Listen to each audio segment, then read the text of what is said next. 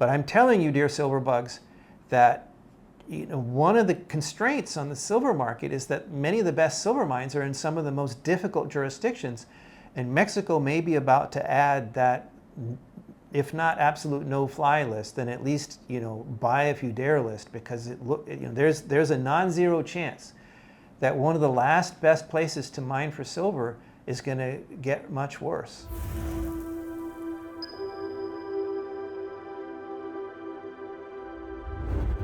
So I'm here once again with Lobo Tiggre of IndependentSpeculator.com, and this is a continuation of the last video, and we're shooting this on Thursday, April 11th, and gold has just closed at what? $23.90. So another record high. I mean, it's day after day. Nominal high. A record nominal high, right. If you inflation adjust it. Like, we spent a lot of time talking about silver in the last video, but one thing that we talked about that $50 high, so it was actually 52.50 was the intraday high on the Chicago Mercantile Exchange in January 1980. Is there another asset in society that has yet to break its 1980 high? Silver, last time I did it, it was triple digits. I don't remember, and I haven't done it for a while. But it would take triple-digit silver to get us to a real high over the 1980 peak. That's assuming you believe CPI numbers. So I see that as the conservative case. I did it for my book a year ago, and it took $200 ounce silver to inflation adjust it. However, I also did the 10-year Treasury. I did single-family median price home, the stock market, just a whole, the currency in circulation, the M2 currency supply, and I did all of these other measures of true inflation, not the Bureau of Labor Statistics, and there's really no labor involved, so this is just the Bureau of Statistics, the BS, correct. And it came out, I believe, the average of all of these things was $928 an ounce, which is totally insane. I'm not saying it's going to go there, but some of them were close to $3,000 an ounce silver. Some of these measures of how much something has changed percentage-wise. So that's in my book, Great Gold and Silver Rush of the 21st Century. Go to ggsr21.com. Look at the free chapters 3 and 4 there. And then there's some videos along with it. So getting back to precious metals here, we've got another meme that you did with you, and you're putting on a hazmat suit. So tell me about this meme. Well, the idea is that there's still a lot of hate out there for the monetary metals, and people just don't want to hear it. And you also have the interests of the mainstream orthodoxy, which doesn't want gold pointing out that the emperor has no clothes, the emperor being the dollar. Mm-hmm. So there's a lot of spin, there's a lot of vitriol, bile, whatever. There's a lot of negativity around all this. In the talking heads on mainstream financial media scratching their head about this, gold breakout, now silver too. So the hazmat joke is I'm going into the gold haters convention. They're trying to explain gold over 2,300, so I'm putting on my hazmat suit to go in there and explain to them what they're missing.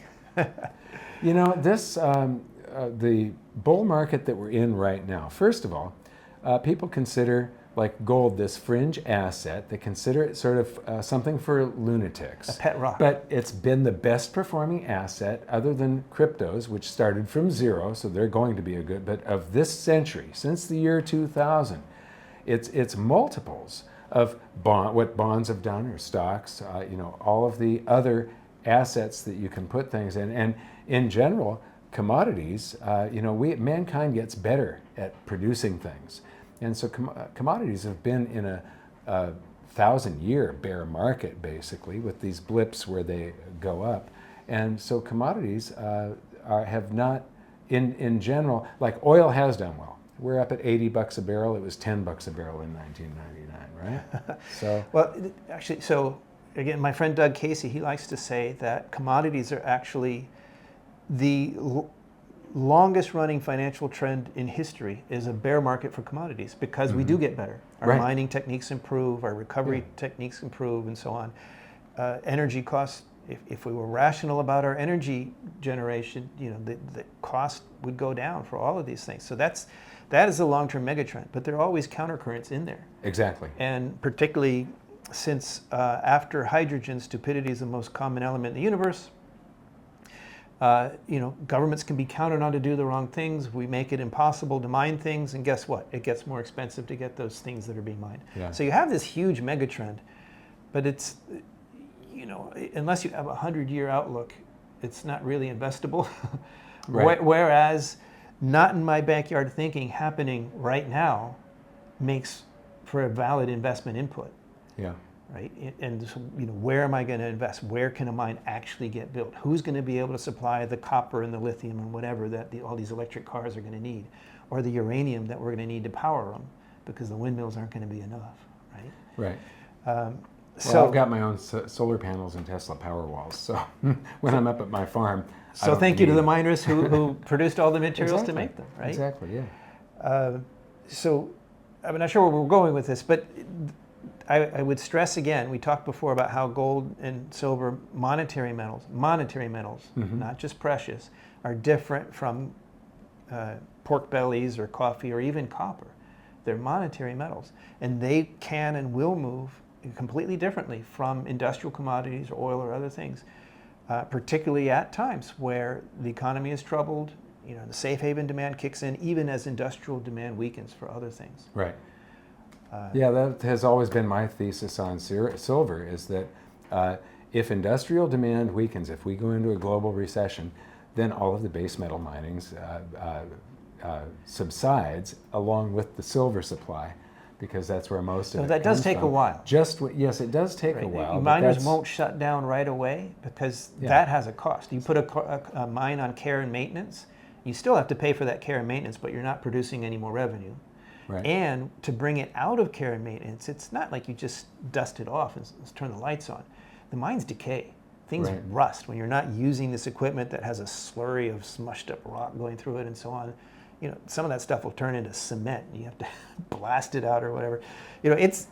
Restarting a mine is not easy. And, it can so take once a year. we've had the shutdown, because of a global recession and less demand for base metals, silver supply is not going to instantly come back on the market. It's going to be it's going to be a bull market that lasts a while. Simply, if there's monetary demand that makes up for the lack of industrial demand, and I think it'll make up for it many, many, many times over. And before we move on from silver, I want to come back to something you said in our previous interview, which was a new thought for me. Thank you. I'm thinking about this. You said, well, people are starting to catch on to silver in ways that they weren't before. There's a new investor here in this space that wasn't there before. Different dynamic. And that might be why silver hasn't lagged as much this time. Mm-hmm. That it usually lags gold at first. I hadn't really thought of that. If that's true, if there's a new silver investor out there, then basically throw the old rule book out. We don't know yet how this is going to turn out. And silver being a tinier market than gold. The potential there for if gold has the potential to become a flavor of the day, silver stocks could become like meme stocks. Again, dear audience, I'm not promising this. I'm not predicting verticals, but there's so few good silver stocks out there. We probably need to talk about political risk when we talk about silver stocks, but there's so few of them that if silver really catches on, if it becomes not just a flavor of the day, but it becomes like the subject of memes. If Wall Street silver finally has its day in the sun, right? The effect on silver stocks could be spectacular. That's a could be, not will be. It could be spectacular. And that's something, you've given me something to think about. I'll need to look into this new silver buyer. Let's add the political situation in Mexico. Because we were talking about this when we were setting up.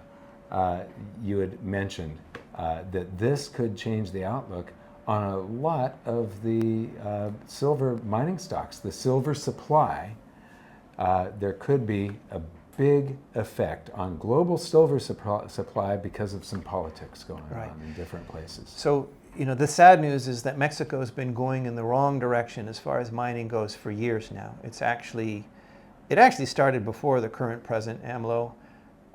There were some adverse tax decisions and things. They weren't quite ready to kill the goose that lays the gold and silver eggs, but it wasn't quite as warm and furry, comfy as it was before. But this new president, he became immediately more hostile to the resource sector. He started in the oil space, and a lot of us said, okay, well, that hasn't affected mining yet. But we've seen the ministry very active, and even though they haven't changed the law yet, the ministry has said that they just basically are not going to permit any more open pit mines, just arbitrarily. Now, you could sue them, but it is Mexico. It'll take 10 years before you get your day in court. They're just not doing it. And now this president, who is now on his way out, is saying that he wants to ban open pit mining completely, not just for gold or silver, but just all open pit mining, which is where, those are your biggest mines. Right. Copper. Yeah, all this stuff. So it's not just a gold or silver story, but it's a mining in Mexico story. And what makes it particularly acute for silver is that there just aren't many great silver jurisdictions in the world. And Mexico has been one of the best. There's Bolivia, there's Mexico, there's Peru, there's a few countries that are highly prolific for great silver mines. And unfortunately, most of them have been politically challenged, let's say. And Mexico's been sort of the bright spot, the relatively safer mining jurisdiction. And as I say, it's been going the wrong way. It is now taking a serious turn for the worst. Now, we have an election coming up. The current president is on his way out. The election is in June. Now, typically, the anointed successor wins the election. And there is an anointed successor who is ahead in the polls. And she, this will be Mexico's first female president, most likely, is saying that she supports this initiative. Now, fortunately, the initiative is not just something they can do by fiat. They are talking about, I say fortunate, but the silver lining here, no pun intended, is that they're trying to change the Constitution. They want a constitutional ban on open pit mining. This is a very extreme environmental, this isn't just an environmental agenda, this is an environmental extremist type agenda. I don't think they can get it through. I think Mexicans understand that they do need mining. It's an important part of their economy. There's no Silicon Valley in Mexico, sorry, but there isn't. Mining is very important in Mexico. So I'm hopeful that this is actually dead on the water. It's not going to pass. It's just political grandstanding. It's also, I have lived in Mexico before. My mother's from Mexico. Her maiden name's Gonzalez. I'm probably related to half of Mexico. So I have my own secret sources there, and I've observed Mexican politics for more decades than I care to admit.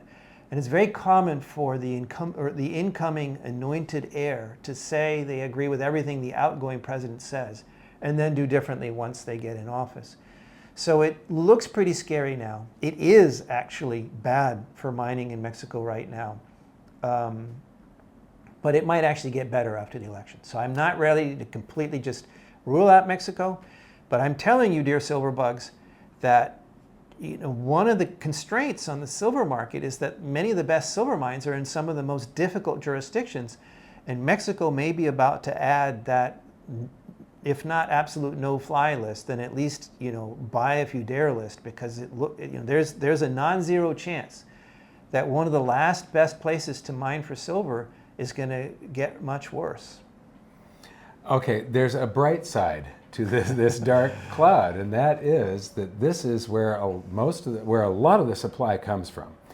And if this happens, there will be less supply, and if there's monetary demand globally, it means the price goes higher, meaning that the remaining mines that are not in this jurisdiction will have an even larger increase in their stock prices.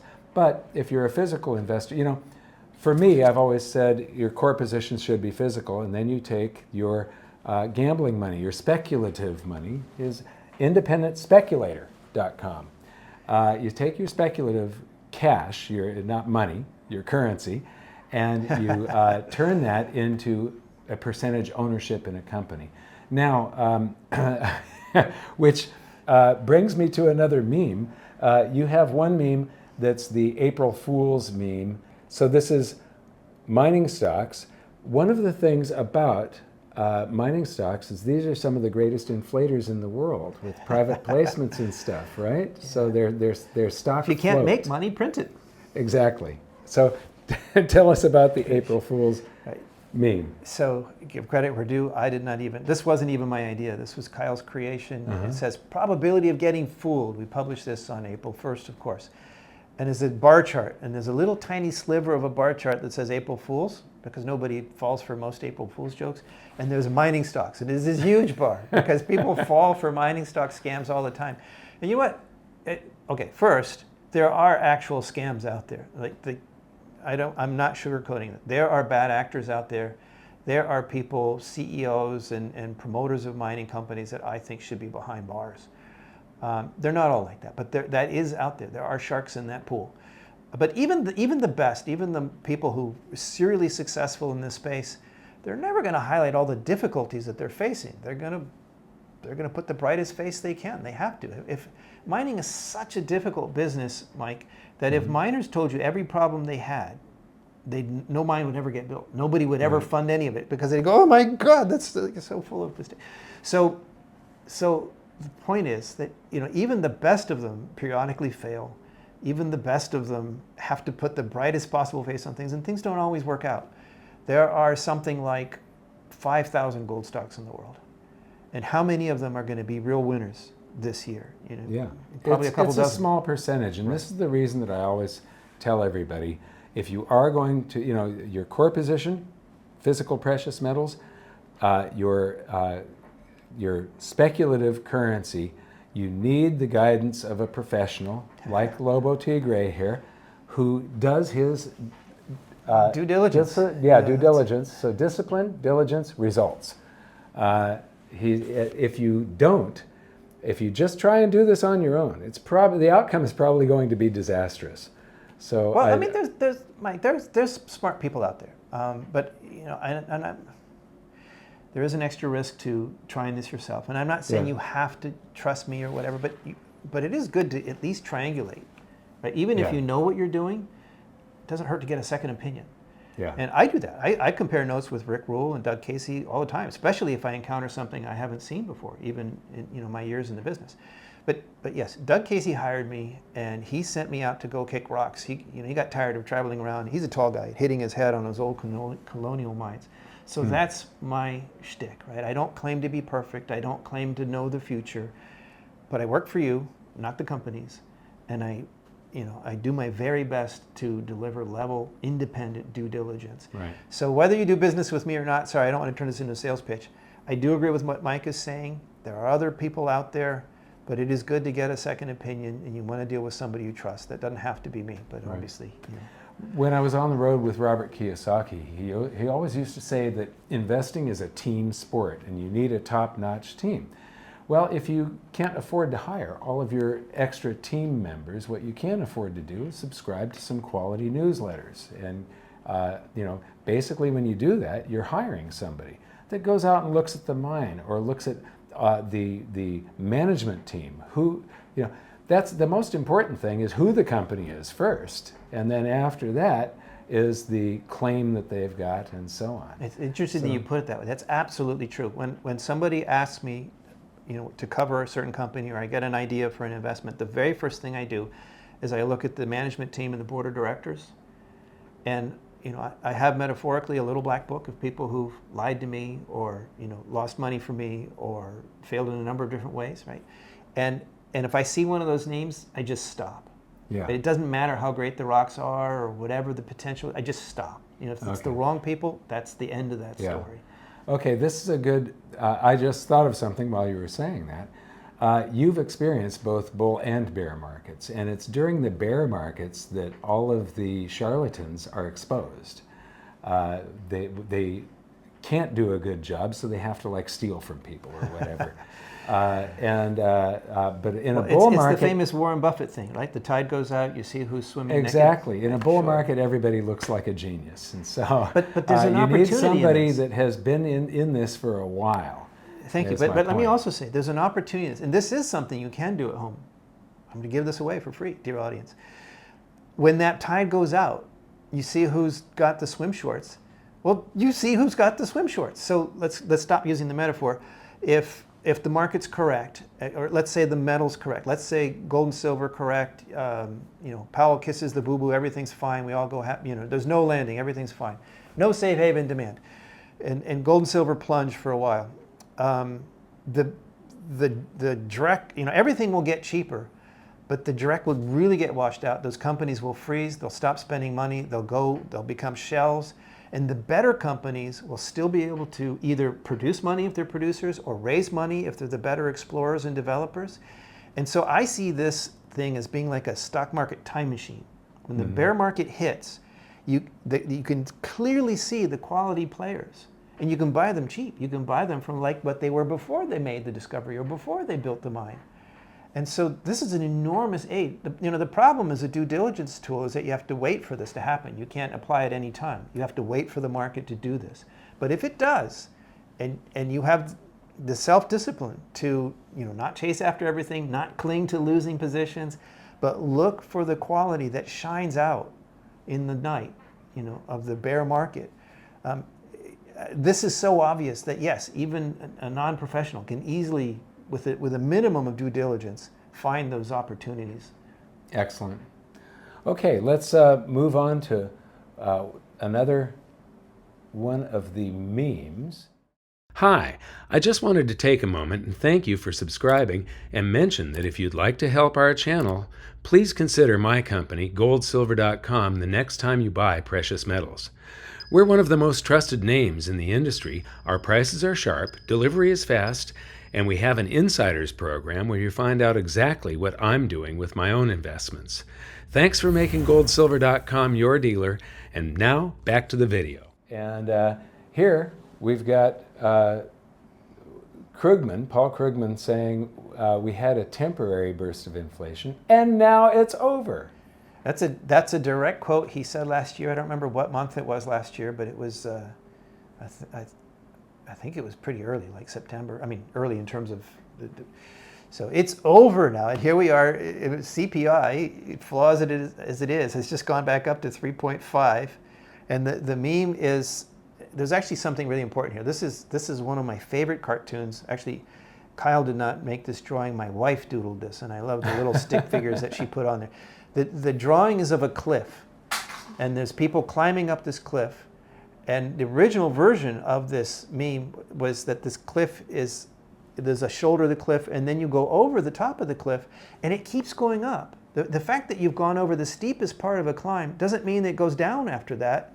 It means that you're going at a less steep rate. Now this is specifically highly descriptive of inflation. Inflation basically never goes down. Right. It may go up less quickly. Peak inflation. We were talking about, oh yeah, peak inflation, peak inflation. It peaked at 9%. Well, that doesn't mean that we have deflation. 6% inflation is not deflation. It's just less inflation than 9%. Now, dear audience, I'm sure you know this. But right, when they say that inflation is transitory, what they're saying is, what they should be saying, is that the rate of inflation is transitory, because the inflation is permanent. It never gets unwound. Right. So originally we had drawn this cliff, and it was a way to illustrate, look, when people tell you, when you hear, whether it's Chair Powell or the president or the mainstream media, whoever, telling you, oh yeah, inflation is peaked, don't be fooled. Don't let that tell you that any life is getting cheaper. It's not. You've come to that first cliff. And then, Kyle, our meme master, he's the one that photoshopped Paul Krugman's head on the top there saying, oh, inflation is over, we won, which was clearly a premature statement. But remember, this is the guy who said, back in the, 1990s, that the internet was going to be a fad. And right. I don't know how these people that are so consistently wrong end up being the experts. And how do people take seriously a guy who says, oh, we can just print $1 trillion platinum coins to pay off the national debt? Yeah. How do you take that seriously? That's quackery. Inflation, people think of inflation as prices going up, but remember, always, it's the currency going down. They diluted the currency supply, and when more currency chases after the same amount of goods and services, prices have to make up the difference. And so, anyway, remember independentspeculator.com. Now, again, for me, core position is physical precious metals, and then get good advice if you're going to go into anything speculative. Mining stocks are speculative, and Louis here is one of the best. Lobo, I'm sorry. All right. You People used to know me go by- both ways. Yeah, right. Long story, but yes, thank you very much, Mike. Okay. I want to thank you for watching, and we'll see you next time.